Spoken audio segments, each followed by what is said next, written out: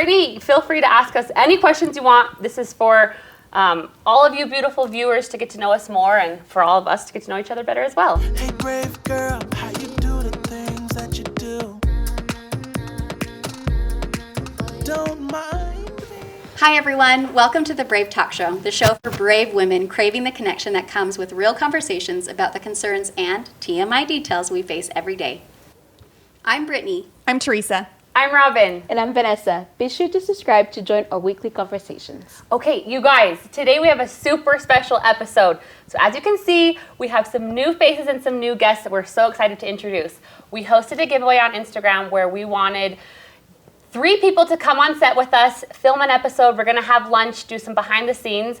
And these are our 3 beautiful winners. We can't wait to introduce you. And today, it's all on them. They get to ask any questions. Nothing's off the table. We're a little scared. We have no idea what they're going to ask, but we're doing a Q&A, and we're so excited. So let's start by introducing our beautiful guests for today. Hi, I'm Brittany. I live here in Utah, but I grew up in Tennessee. I have 10 kids in my family. I'm a twin. All my siblings live in Tennessee or right near it still. I'm the only one out here. I've been married for 16 years. I met my husband at BYU, Idaho, and actually met Brittany at BYU, Idaho. She was a neighbor at the time I was dating my husband. I have 4 kids, and 5 years ago I was diagnosed with leukemia, and I've been in remission. Earlier this year, I relapsed and went through more treatments, and so far I'm in remission. Woohoo! So I'm excited about that. I've decided to forego any more future chemo treatments and do more of the natural way since I'm doing good. And then you can find me on Brit Stronger, BRITT Stronger. And I think that's it. So good to meet you. to And have I you. want to talk cancer stuff with you. Me too. Because we got lots of natural things I'm sure we can share with each other. Yeah. That's awesome. Thank you. My name's Bridget. I am a mom to 2 kids, a 2-year-old boy and a 4-year-old girl. Originally from Wisconsin, moved to Utah at the end of 2019, right before COVID hit, so that was a fun time to move.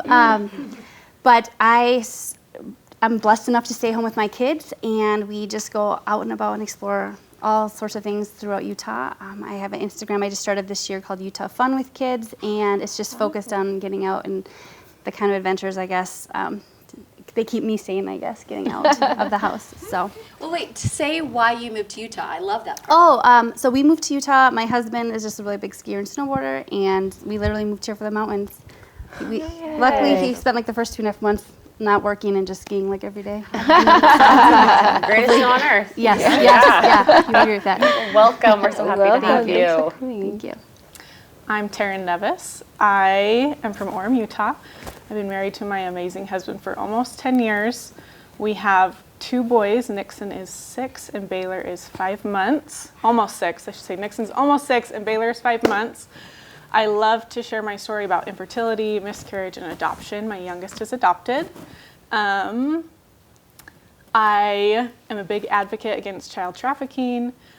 I love women. I created the $100 Women's Club, and I just launched one-on-one women's coaching. So, Yes, awesome, Taryn. And I've been to her $100 Women's Club, and What it's is this? amazing. Tell them what it is. So my friend Jimmy Rex actually started the $100 Dinner Club. You may have seen it around social media. Guys and women get together. Each person donates $100 to the tip at a restaurant. And I would go to Jimmy's clubs, and there wasn't a lot of women there. So I was like, I feel like this is something we need for women. So I started the $100 Women's Club, and we kind of branched out from just doing dinners and tipping. I mean, we have 30 women come and will tip a server $3,000. Wow. We've done pedicures where we each give our person $100, and it just means so much to these people. I'm about to launch a new concept in the next couple weeks. So That is so you'll have exciting. to stay tuned. And where can they find you? Yeah. At Taryn Nevis on Instagram or at $100 Women's Club. Okay. Can you spell Taryn Nevis for us? TARYNNEVES. wonderful. We can put that in the bio too. Yes, Definitely. perfect. Welcome. Okay, well, welcome. We're so happy you're here, and we have all been like shaking in our boots Trying to because be we don't know brave. what we don't know what kind Not of Robyn. questions. Robyn doesn't get actually, chick on her yeah. boots. It's okay. I don't know. That's when I you talk mentioned about labiaplasty. That's the only time I've ever It's The only time she got been a nervous. little nervous. So we're just gonna go ahead and start. So we're just gonna start with Brittany. Feel free to ask us any questions you want. This is for all of you beautiful viewers to get to know us more, and for all of us to get to know each other better as well. Make the uncomfortable. Okay. uncomfortable. Right. Let's see, which one of these do I want to ask first? Okay, so like I said, I was diagnosed 5 years ago with leukemia. What I didn't say is through that time, my mom would fly. This is emotional for me, but she would fly out and take care of me. And a year and a half after I was diagnosed, she died from her own cancer, gallbladder cancer. And then, honestly, my life has been like one of those movies that you would think is fiction. The last 5 years. My dad remarried soon after. He actually eloped. But it turned out she was a wonderful woman. We didn't know her, but it was less than 3 months after she died. And I always told myself, there's no way I could ever go through another cancer battle without my mom. And then it happened.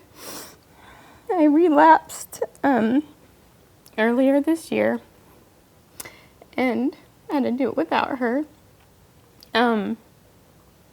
It's hard. I have 4 kids. The first time, my youngest was barely 1. My oldest was 8. Now he's 13, and my youngest is 6, but it's tough. And it was a lot easier this time due to it wasn't as serious. It wasn't as spread out in my body. But it was hard not having my support system like last time. Anyways, this time I found my coping was through like home makeovers, like DIY. It was my therapy. I redid a few rooms in my house, and people are like, wow, I can't believe you're redoing so much. And I'm like, this is therapy. Totally kept my mind off of stuff. So, in a roundabout way, my question to you is, what are some coping skills you have developed to help you get through hard times in your life? So that's for all of you. Ooh, that's a really good question. I love coping skills. Mine is I love music. My family's very kind of like musical, so I listen to music. I think that kind of get me. And then I clean when I think that also get me. So mine are music and cleaning. Love that. Yeah. I love it. Well, I've been going through a lot over the last year. For those of you who follow my story, my husband actually has stage 4 cancer right now as well that we're battling. It's also a relapse. Also diagnosed originally 5 years ago. Also relapsed 1 year ago, September 16th, 2020. And so I've had to definitely do some coping this last year. And I actually discovered that I was doing some negative coping at first. And I'm actually in a place right now where I'm like, I need to do some positive coping. So some of the things that I've noticed I was doing negatively to cope was escaping through my phone and daydreaming a lot, which is not really good when you've got kids around. It's like, Mom, where are you? You know what I mean? And I'm wrapped up in fear and all these, what ifs and all this other stuff. And so the last month, I used to paint. And I used to draw, and I used to have a blog that I would write. I used to do all of those things. And, just having a business and kids and then a husband with cancer, all of these things, like, I think as a wife and a mom, sometimes we can lose ourselves, the things that make us because we get so wrapped up into just taking care of all the things that we have to do. And I realized, in the last couple of months, I need to do some of the things that I love. That's healthier than just sitting on my phone and scrolling. It doesn't ever make me feel good anyway, So my husband just recently bought me an iPad as a thank you for, we had made some sales in our business. And the first thing that I did when I got my iPad was I downloaded an artist app. And I've been painting again, but not with a brush. I'm using like the iPad instead, which I'm really excited about because I think one of the reasons why I wasn't doing it is it was like, well, I got to take out the paints. Then the kids are going to want to paint. And then if they don't get to paint, then they're going to cry. And then, you know, all of this other stuff. And so I would avoid doing these things that make me happy. So it's nice. I don't need any paintbrushes. I can use all the tools and I'm having fun again. And I'm catching myself just spending some time, and it helps me rest. And it helps me make things, and I'm working on my skills. I haven't posted anything yet because I'm learning how to use this tool, but I know eventually I will, and I will start sharing it. I love to paint trees. Trees make me happy. I remember you posted. Yeah, so I have already plans on some trees I'm going to be painting, and I will be sharing them with everyone on Instagram. It's great. My turn. Everybody's looking at me. Little circle. My coping has always been, so I had lots of bad coping, but I think the ones that work best for me is getting outside, which is why I have Get Out There Girl, and also therapy is a great coping. Like I really need, if I'm not at a point where I'm meeting with a therapist regularly, that I at least have a couple friends that are like sponsors for me, or that I know that I can Marco Polo them and just vent and surrender things to them. And then they, in return, validate me and help me recognize truth and kind of get back on track. So those are probably my two, friends and getting outside. Yeah, so last, I guess you guys have already taken all mine, but very similar. So I too noticed that I had some unhealthy coping mechanisms, like Theresa, which was my phone, spending way too much time on my phone. Oven mitt dancing? The oven mitt dancing is a coping mechanism, not unhealthy. Yeah. And burning casseroles. Yes, burning casseroles, I do that a lot. So my phone, I've been really trying to monitor how much use I spend on there. But I have found that I didn't know this, but I actually do a lot of coping with music as well. Like that's something new for me. I'm always listening to music now. Getting outdoors is something that's super important to me, which growing up, my mom wasn't super outdoorsy. We didn't do a lot of those things, but I love being outdoors. I have to be out at least every day, and then at least once a week I try to go somewhere like further away. And therapy as well. I go to therapy twice a week actually, once with my husband for marital therapy and then once on my own. And that is a really great place for me to cope, and I'm also learning a lot of great things to cope outside of that. That's awesome. Love it. Yeah, that's a really good question. That's a good question. Thank yeah. you. You're welcome. I love it. Mine is I love a good like origin story, I guess. But I kind of like more or less direct pointed questions for each of you. So I know like I've actually followed you for a while on my personal account, and your story obviously is like traumatic, but like I guess how did you ever pull yourself out after it happened? Did you ever go like into a deep depression or like a pit of despair? Like you just seem such a positive person. Have you always just been that way, or was there work you had to do to get out of that dark place you were in? That's a great question. Thank you. So Wait, go back. For our audience, just recap what happened. What she's referring to. Okay, so she's referring to my sexual assault, I assume. When I was 18, I was attacked on a public trail and sexually assaulted, and my attacker is now serving 15 years to life in the Utah State Prison. And right after that, obviously initially there was a lot of shock. There was a lot of shame, actually. I felt like this was my fault and I shouldn't have been running.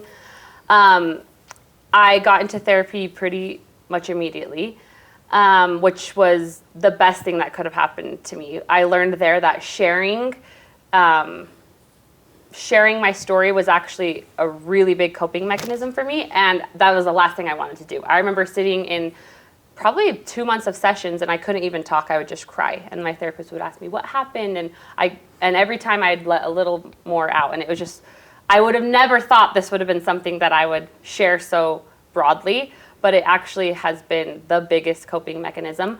But I never had like a huge like pit of despair. I'm pretty happy and lighthearted most of the time, but definitely those first 6 months right after the attack, I would say were the darkest. You're just trying to process and there was so much confusion and shame, and I felt less than, and those were definitely the hardest months. I have moments, like it's been 12 years now, and I'll have little moments or little triggers that kind of take me back, but for the most part I feel like I'm in a pretty healthy place where I can buoy myself back up. But I would say because I've been able to share my story and impact other women, it's brought me so much joy from such a dark thing. Otherwise, I don't think I would probably be able to say what I said today. But because I can use it to help others and I get to see it make a positive impact, then I'm like, it's okay that I went through something so dark because look what's come of it. Well, I think that not to like the other question, but the fact that you share it is a big, because so many people like hide it, right? Like that shame and that. And I know in your stories, I've seen other people share messages with you that you like share anonymously, and I think that's probably really therapeutic to a lot of people to get their story out. Oh yeah. You know, so, but how long after did you start your business? That's a really good question. So I hadn't even hit the year anniversary of my attack, and I like did my first self-defense presentation. And it's evolved since then, obviously. I remember the first time it was just to a local church group, and I like cried for like 10 minutes. Then I was like, what am I doing here? And then I was able to, you know, share what I've learned in self-defense. And then it just evolved. So the first, it hadn't even been a year is when I started like public speaking. And then that took off pretty quickly. And I've been able to speak to tens of thousands of women. But then I officially started Safe by Robyn about 5 years ago. And I taught it live for many, many years. And then I switched it to a online course. Yeah. That's awesome. Yeah. Amazing. So Lots pretty of quick coping after. skills. Yeah, that's really fast. I was. Yeah. Thank you for that question. Yeah. Robyn's just a fast mover. I actually am. I'm like a wrecking ball anywhere I go. Sometimes it's good and sometimes it's bad, but I don't stop. That's good. Go for it. So I guess then my question for you, Vanessa, is so you're a social worker? I am. Okay, so that is one job I feel like I could never do for like, I couldn't survive one day because of the mental and emotional. And I just feel like it's a special person it takes to do that kind of work. How do you, like, what was your calling to do it? And then the second part to that question actually is just, how do you like let your kids leave the house? Because I think the stuff you see every day, I would never let my kids like leave. You know what I mean? Yeah. Thank you. Yes, I was adopted, and my adoption story is a little bit different turn than most. Like it was the worst, you know, with abuse physically, sexually, like it just wasn't. And so I always feel like I want to advocate for children because I think we have children that in my line of work, you see it and they don't have a voice and they don't have people to stand for them. So like right now I have 20 cases, which is 20 kids, and I feel like I'm their voice for the abuse they've been through. And the kids in the system doesn't have a good name. Like when you think of foster kid, you always think they're bad kids. But I always say like foster kids are kids that just are great kids, but were given the worst circumstances in life. It's not their fault. So I do my job because I feel like I didn't have somebody that had a voice for me when I was going through the hard times and being adopted, and my little sister went into the system. So I just want to be a voice for children, no matter where. So that's why I do it, and I love doing it.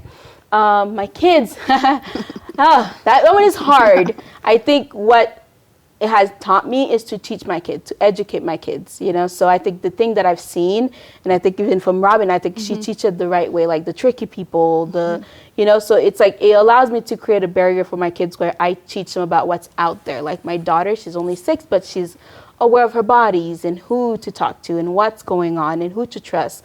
And so it is scary because you can think of like strangers, like, oh, people that are gonna hurt your kids. No. Those are the people that surround you. So I just kind of teach my kids to just be aware, and the reason why we don't do certain things like sleepovers, the reason that we don't, you know, go do all this stuff. So I think it gives me the advantage to just like, education is the number one thing. So if I can teach any parents anything, is to educate your children and not shelter them from what's out there. Because I've noticed that with our kids that were sheltered, they're more likely the one that were abused. Oh. Yeah. So. Vanessa's amazing. Yeah, thanks. I know. Thanks, guys. Do what you do. Yeah. And then mine for Theresa, I guess my question, with what you mentioned, your battle with your struggles right now with your husband's health. I know you had the mama guts. Was that before your husband's initial like prognosis? And then like, I know you talk about like, and you brought it up too, like healing with cancer maybe in a different way, like your words you used. Holistic? Yeah, but like holistic, but you said like, like through diet and what you remove from it, like all Metabolic. that. Metabolic, thank you. Yes. Was your blog before that, did that come about from his health issues, or how did that, and that's one part. And then Sure. Mama guts. So I think God has been, I'm going to get emotional just talking about, I think God has been preparing me for this time in my life, my whole life. And I see things that happened in the past, and it's all led up to this. And I think in many ways I'm the perfect wife for my husband, you know. I have always leaned more towards holistic and alternative types of lifestyle. My mom almost died when I was 13 from lupus and a number of other conditions she had got from her breast implants. And the only thing that saved my mom's life was integrative and alternative medicine. The doctors wanted to just pump her full of steroids. And all of her friends who got breast implant illness and lupus in that season of her life, they've all since died. She's the only one that's left. And I know that the reason why is because she did not go the conventional route. She researched, and she, worked on eating healthy and taking supplements and taking care of her gut and going to Mexico to get treatments that aren't even allowed in the United States because the FDA just controls so much stuff. And so that taught me from a very early age, at age 13, to really think about those types of things. And then in my own health journey, I started to get some really bad digestive issues. So I ate really healthy in my youth with my mom and everything like that. But then after college, you're on your own and you're doing your own thing. And I was eating out a lot and just not eating well. And I had, after my first son, developed some really, really bad digestive problems. I ended up having to get a colonoscopy and all this stuff. And it was really hard. And I discovered that I had IBS. And I didn't understand why I had IBS. And so I wanted to solve it because my doctor didn't. He was just a regular MD. And he's like, sorry, we don't know what causes IBS. Take more fiber and, take some painkillers, and that was it. And I'm like, no, I don't want this. And so I started my own health journey and started really learning about gut health and learning about all of the things that I had exposed to, like,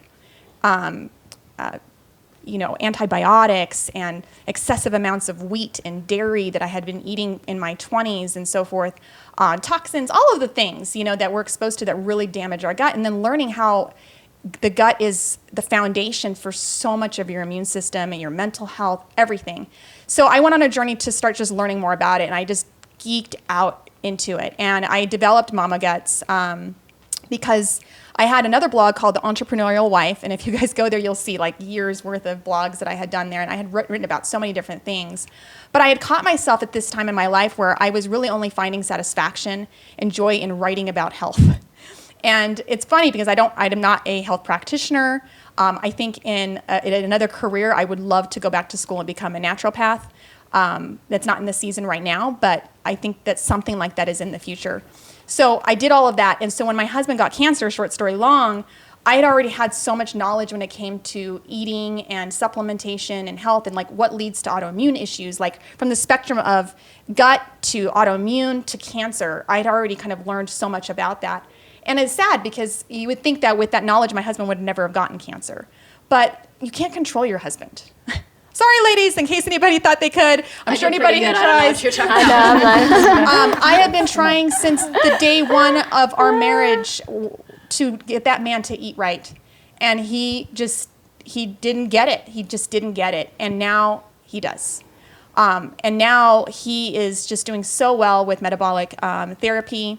And as a matter of fact, he's like more hardcore than me. Now I'm the one that's like sneaking a little, I hope he doesn't see I'm going to eat some chips right now, He'll be like, what are you doing, So he's on a journey too, but I'm there to help him and support him with it. And I think our plans actually are now shifting. We're finding so much joy in helping people going through cancer and autoimmune that I actually am contemplating going back to school next spring and taking a 1-year course in holistic nutrition and specialize specifically in nutrition for cancer. My husband and I are thinking about starting a coaching program where we will coach people with cancer and their caretakers how to navigate through it, and just find the right resources. We're not their doctors, but just finding the right resources to get everything in play for them so that they can heal.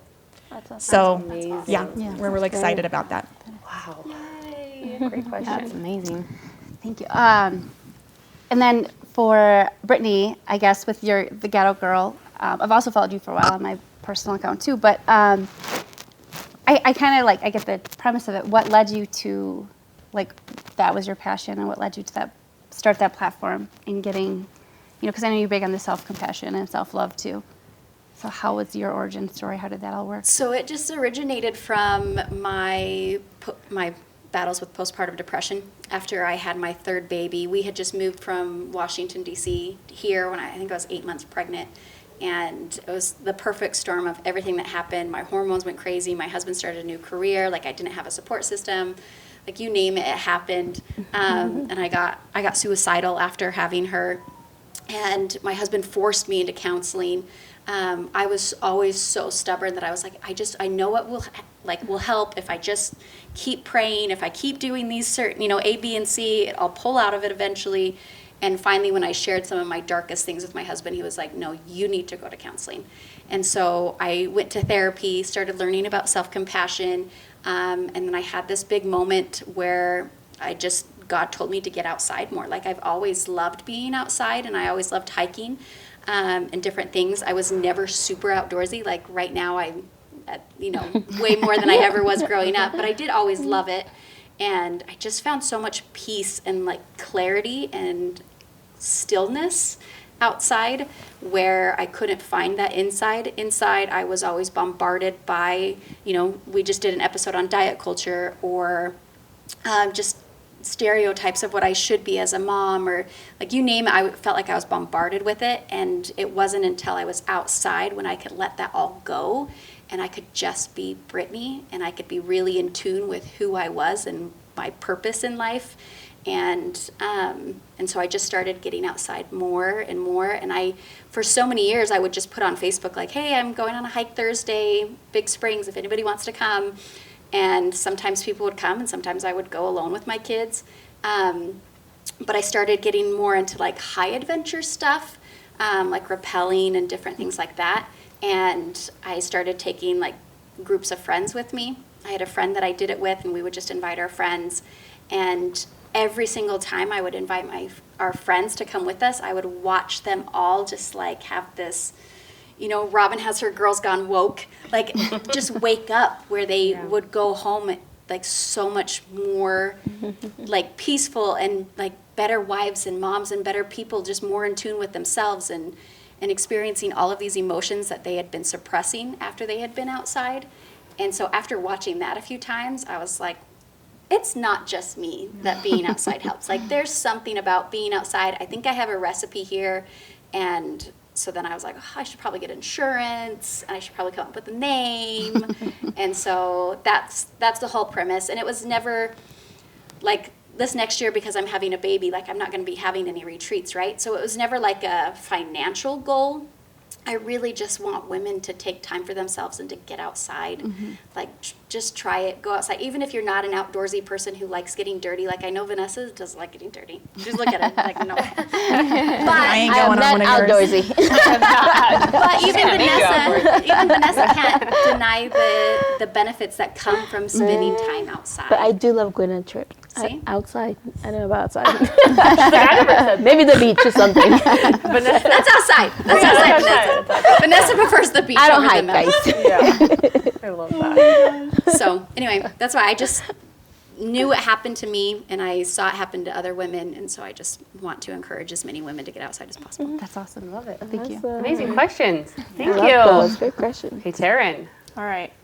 So when I first started my spiritual personal development journey, figuring out who I was, I surround myself with people that inspired me, and they would always ask me, what's your purpose? And I hated the question because I was I don't know the answer. So I feel but as I've gone through that, figuring out my purpose is huge, and I think you women are so inspiring, and people see what you've created, but I want to hear the why. I want to hear what your purpose is. Ooh. I'm like, Good thing I'm last. No, I started first. So the back row got to start. Let's do that. Back row? Yeah. Brittany, do you want to go? Honestly, my why is, like, I could shut Get Out There Girl down tomorrow and still fulfill my why. My why is my soon-to-be 5 kids. And just making sure, like Vanessa does in the social system, just making sure my kids have a voice, making sure my kids grow up with tools that I didn't have.